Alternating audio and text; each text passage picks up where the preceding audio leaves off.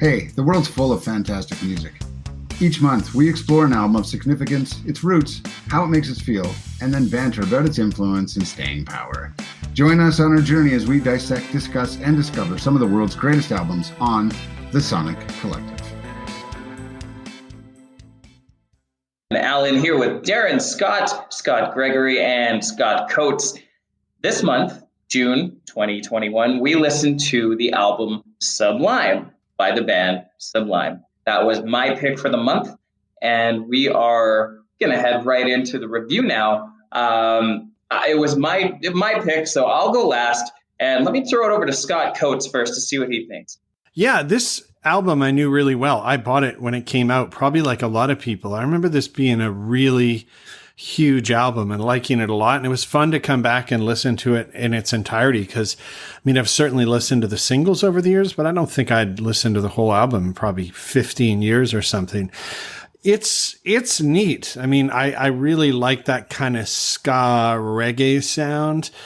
And it's just, I think it was big at the time because there was nothing else really like it, but there actually was kind of stuff like it. And it seemed that while an original sound, something was going down in Orange County, California at that time, because you also had No Doubt around that same time in the 90s who were pumping out kind of a similar ska type of sound. So I find it neat in musical evolution. Like, where did this ska sound come from then? I mean, a bit of a carryover in some respects I have to the Police, you know, back in the 80s, a 3-piece cranking out pop ska. But overall, yeah, good lyrics, really, really personal, you know, like, I mean, this was about these guys' experience in their lives and moms doing drugs and the scene. So yeah, I really like it overall. Obviously, the tracks for me I really dug were the ones everyone does. Santeria, What I Got still stands up really well. Pawn Shop. I've got to say, while I liked the album, all the other tracks just kind of blur together to me, not necessarily in a bad way, but I can't really pick them out beyond that. And I noticed when I put it on, maybe I was cooking or doing something.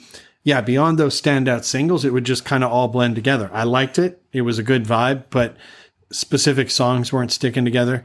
And the thing I always go on about, I'd say just a bit long. If they'd kept this to like 45 minutes, I think it would have been just a bit tighter. I think it comes in just a bit over an hour. And I think there's a bit of fat there, you know, that maybe makes me, I found myself getting a little bored of it, a little tired of it, you know, probably 3/4 of the way through. So I think if perfection, probably, you know, they could have trimmed 25% of this album. But you know what also got me thinking of a semi-similar album too? Whitey Ford Sings the Blues by Everlast. 90s kind of thing, similar kind of vibe. But overall, solid album. I like it because it was just really unique, really different for that time. So throw it over to someone else there, Alan. Great. Thanks, Scott. Let's go to Scott Gregory. Hey, so yeah, as I mentioned in the ZZ Top review, I'm a big fan of fusion. When, there's nothing better than when someone reconstructs a genre along new lines, especially if it's already another established genre that they smash them together, right? When everything's getting mucked up. So in this case, as Scott mentioned, it was hard rock and ska. Apparently, this is in the same family as third wave ska bands like No Doubt, already mentioned, Mighty Mighty Boss Tones, who I really love as well too, and the Dancehall Crashers coming in third probably on my list of things that I like. But I'm a big fan of them all, so I was super eager to dig into this album for the first time. I knew the singles, I had never listened to the album in its entirety ever before, so I agree with Scott about the lyrics. I think it's especially since the tragic nature of Bradley Nowell's demise. It reminds me of Jeff Buckley, another person that was taken before their time. And when you have that context and you're just listening to what's clearly a very autobiographical album, it just makes it all the more personal and intimate an experience. Overall, I enjoyed it, but yeah, Scott really stole a lot of my thunder here. Overall, it just felt really long, and I had to check the time on it, and it was only 57 minutes, but it felt like a lot longer, and it was 17 tracks, and I just didn't find anything really novel in like songs 6 through 15 outside of Pawn Shop and Caress Me Down. I really liked. I love the singles off of this.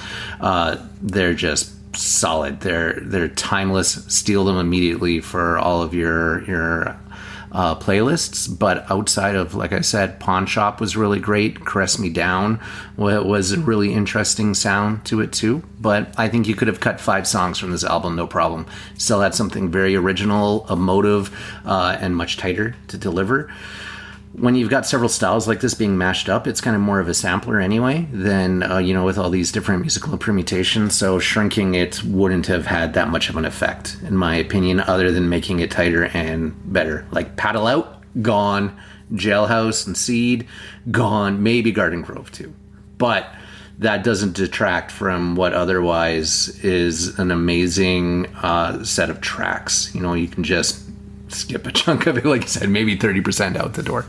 All right. Well, I'll jump in, Darren, here. Last one, I guess, till we throw it back to Alan. But I remember this album well. I'm love my kind of alternative 90s, 80s. And I remember when this came out, and I own this album and a couple of their EPs as well. And I do really, really like Sublime. So I was familiar with this album. You've mentioned all the songs, and you're right. There's some really good classics on there. And the fact that you named 4, there's 17 tracks, which is kind of weird, although it's almost back to where, in the old kind of 50s, 60s, 70s, all the songs were 2 minutes long. So they are short songs a lot of times, but you're right. It does kind of drag out a bit, but it's not like the other songs are horrible by any means. There's a bunch of covers on there, but they're still good. They're listenable, but you're right. They don't blow your mind. But this was a young band, and again, I believe, and the members, nobody mentioned it, but Bradley Nowell was lead singer and guitarist. He was kind of last to the band. He came in, and it was before it was Eric Wilson on bass and Bud Goff. I'm not even sure how you pronounce his last name. Sorry, Bud. But they were high school buddies in Long Beach in the late 80s, and they kind of started this thing, and then they were introduced to Bradley Nowell, who basically dropped out of University of California, Santa Cruz. And he's the one that brought the ska reggae kind of influence. Before, they were just more punk, but they were actually trained musicians. And I think it was Bud Goff's dad was actually a musician and taught him how to read music and actually play. So those two were good. Mind you, then heroin and alcohol were introduced to this band, and they really struggled with it. There was a quote, and I saw it, and I think it was Bud saying, basically we got up and we drank, and then we drank some more, and then we played, and then we got really wasted. And it was just like, that was kind of the lifestyle of the band. And I can imagine late 80s beach band, California. They used to play in backyards for $200 to $300 to a couple hundred people and just go backyard to backyard. And that's how they made it. No labels were interested in them. So they just started one. They're like, we'll just say we're signed by Skunk Records, which they literally just made up. And they just said they were Skunk Records. And which actually became a label after, because they started making money and then made it a label. But that's how they would get gigs. They would just lie, but they just basically made up that. So, they earned their stripes, in the kind of California punk scene. It was a new sound. I agree. Very influenced by that ska reggae. They were also massive hip hop fans. A lot of people don't realize that. They loved NWA. They loved Too Short. They used a lot of their samples on the album from various rappers. Public Enemy they loved as well. Interesting, really interesting band, but you're right. It does get pretty tragic. Basically they played a concert and, they were on this tour, and then, Bradley checked into a hotel in San Francisco with his dog, and the dog was a big part of the band, Lou Dog, or Louie, named after Bradley's grandfather. But he was his constant companion. The dog would be on stage. And apparently there's even a story. They were on the very first Vans Warped Tour, and they literally were one of the headliners, and they got kicked off because they get so drunk, belligerent, and they would fight with people, and the dog kept biting people, and they're finally fuck you guys, get the fuck off this tour. It was just they're out of control. So, but at the same time, as crazy as they were, I actually find their music is quite approachable for alternative and really punk is what it was known as. It's quite approachable. And Scott Coates had mentioned No Doubt, and I think Scott Gregory as well. They toured with them at the time. They all were kind of in the same circuit. They were all around the same time. So they knew them. Really interesting brand that way. I think really, the sad part, he died. And that was 2 months before this album, which was their third album. They had some EPs and then they kind of released this. But 2 months before it was released, that's when Bradley died. So a lot of people thought, oh, they're so big and they wanted to go see them, but there was no band. Like it was already done by then. They did reform in one kind of faction, and it was just like they had to change the name, and it was Sublime with I don't know if it was Rome Ramirez, who was this other singer that just was a big fan and apparently could emulate Bradley pretty good. So they did kind of stay together in this other iteration for a while, but I don't think very long. And basically, I didn't know that until we researched this. So I don't think they played a lot. But yeah, I mean, and this album came out, it was 1996, July 30th, 1996. I mean, they sold 17 million albums worldwide as a band, considering they were like so young. That's amazing. So, I mean, a lot going on there, but let's get it back to you, Alan. Like, what did you think of this? Sonically, this album was super interesting. You could really hear the blend of all these different genres that came together. Definitely the punk rock influence and the reggae influence, but Darren, like you mentioned, the hip hop, they were sampling. I think Mobb Deep got sampled, and can't remember, KRS-One maybe. I can't remember who they sampled. But there's like a big list on the Wikipedia page just talking about the samples they used. Dougie Fresh, Slick Rick. I just happen to have it up here. Even like the Ohio Players, but they sampled a lot. Yeah, for sure. And then they covered a bunch of stuff. They even covered like old jazz songs. So just like really fascinating. And I knew a lot of the singles that got radio play or whatever. But this was the first time I ever did a deep dive into the actual album. And I think I have to align with Scott and both Scotts actually. It just seems like, there's 17 tracks on this album, and a few of them could be cut and you wouldn't really miss much. I do think the songs that were chosen as singles were probably, I mean, maybe I'm biased because I've heard them a million times, but like, I think those were actually the more solid, more approachable songs, the ones that people would be inclined to come back to. I do want to touch on Bradley's voice really quick. I think he has just a fantastic voice. Just a super good vocalist. I mean, he can sing really well. He's got this nice clear tone, but he can bust on into the rap and like drop some Spanish in there. Caress Me Down, I think it is, where he's like busting out Spanish and English seamlessly. I think that's really cool. He did a little bit of rapping, and even I think what's the song? Paddle Out, I think might have been, where he's kind of like doing a screamy voice. Yeah, just like really versatile vocalist. Blew me away. I knew he was a good singer, but I didn't know he was quite that versatile.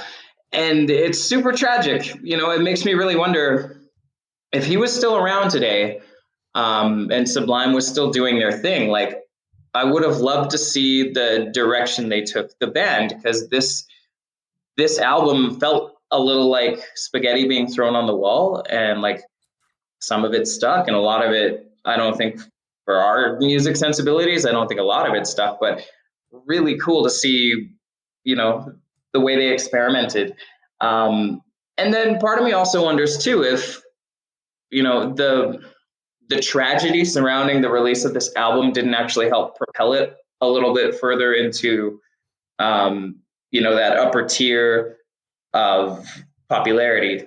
That might have played a role. If Bradley was still around, who knows, maybe this album wouldn't have become as successful as it had. So these are questions I guess we'll never get answers to, but I've been kind of rambling for a little while. Overall, I think it was a very solid album for sure. I thoroughly enjoyed it. Yeah. And just quickly before I go in there, I actually really liked how you said how he was such a good vocalist. And as mentioned, Bud Goff, I think it was, and even Eric Wilson, they were quite trained musicians. And a lot of times people just like discount, and, punk can be definitely like people learning, especially back in the day. But I think by this time you realize they're tight. And, Brian Johnson, and I think you brought this up, Scott, has a show on Amazon Prime, and it's, Life on the Road. Can't remember the name of it. Life on the Road. Thank you. And it really, and he just interviews like some big bands. He interviews Sting and, Robert Plant and, every single story, every single one, it's just like, yeah, we played like thousands of gigs and thousands of clubs. And I think a band like this too, like you realize they they get tight even though they're wasted, but just the amount of like playing they do and how they kind of earn their stripes is pretty noble. So, I like that. Yeah. But yeah, score. So like, I think Scott, you started it, Coach. So like one of you. Sure. Yeah. Influence is kind of a tough one because I'm thinking influence more in the sense of the time it came out and listening to it. So I'll give it a 4. I do remember it really kind of expanding my musical tastes and likes at the time. And, I think now I realize I don't think I've ever listened to a full No Doubt album. So I'm going to listen to No Doubt. And I think I'm going to go back and listen to Whitey Ford Sings the Blues, which I listened to a bajillion times. Recommend, I give it a 5. I think it's a very unique album, a very unique sound from the 90s. Anybody wanting to understand music should definitely listen to it. And overall, I'll give it a 4. I think it's a fun album. It's solid. Just a little long in the tooth. Yeah, I think just taking over here, influenced, it's the same thing for me in context. The singles that came out, which is the only things I listened to at that point, but it did carry me over, like I said, into No Doubt, into the Mighty Mighty Boss Tones. I had never really heard ska. I'd heard the Police, but I obviously didn't realize that was, baked into them as well, too. It was definitely a lot more overt here. And to just carry on a little bit what you were saying about the musicianship. Pawn Shop, I really liked it because the guitar in it. And so we're calling out his voice, but I think the musicianship on here was really good as well too. And I think it's worthwhile exploring this album as well too, because even though I said the middle part of the album didn't hit me really well, it's going to hit people differently, right? So what I liked about Pawn Shop with the guitar taking that center stage, and he's not quite Santana, but he can play the guitar like a motherfucking riot. So people should check it out. And it'll hit them differently. So would I recommend? I'm going to give it a 4 for sure. 5 for the singles because they're just epic, and then 4 overall on the album. And then overall 4 for the album as well too. But it's a solid 4. A solid 4. Yeah, I'll jump in here too. And I'm pretty close to all of you as well. And one thing I kind of jotted down and I thought of this, it's kind of the every person alternative too. Like, even though it is considered punk and edgy for its time, it's actually quite consumable, almost pop-like in a lot of ways. The asterisk, and this will come out of my scores too, is there is a lot of people that, believe it or not, and I don't know why, but don't necessarily like that ska or reggae kind of sound. I love it personally. I just such a nice vibe. Like, I can put on Best of Marley anytime, even though it's overplayed and it's still good. But yeah, with that being said, influence, even though I really liked them at the time, they were good.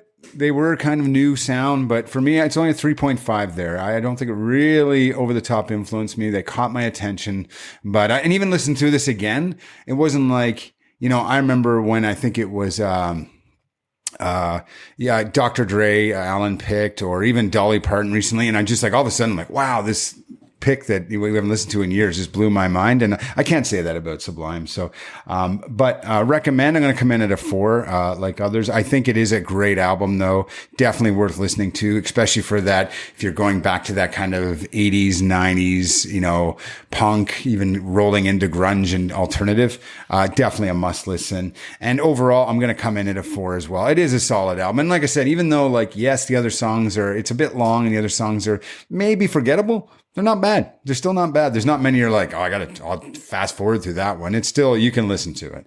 And again, they were amazing musicians. And And also, I mean, this is Sublime. You should definitely be legal high listening to this. So, one of the cannabis companies I really love in Canada is Highland out of Nova Scotia. And, the new one I just call it Cherry Burst is one of my favorite, but, Sensi Wizard is a new one. It's really good as well. So get that, put this album on and jam out. And then like you should be laying in a hammock or something and petting a dog. And I think you'll have a good time. And, to end it off, not necessarily on a sad note, but it is sad when he did, overdose on heroin, Lou Dog was there in the hotel room. And when they found him, and I guess it was like a while later, but Lou Dog was right beside him, right by, and didn't move. And I guess, yeah, so really sad, but too bad. I believe he was a 27 Club as well, too, which is sad. But yeah, all right, back to you, Alan. All right. For influence, I'm giving this a 2, only because I've always kind of been into ska and punk music, not so much reggae. Yeah, and I guess subconsciously I never even classified Sublime as ska until, going down the path of reviewing this album. But as far as recommendation goes, I'm giving it a 4.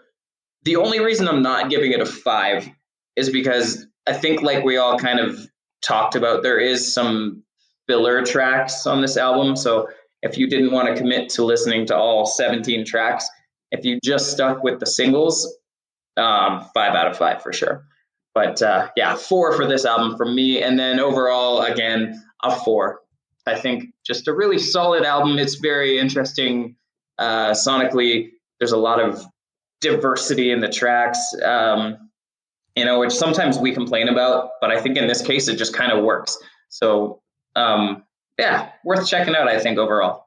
And I guess that does it for the June review of Sublime's 3rd album. Until next time, I think we're going to log out here. I've been Alan, and joining me as always, Scott Gregory, Scott Coates, and Darren Scott.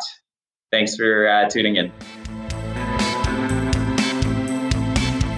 Thanks for listening and exploring with us. We'll be back real soon with another pick and critique of albums that matter here at the Sonic Collective.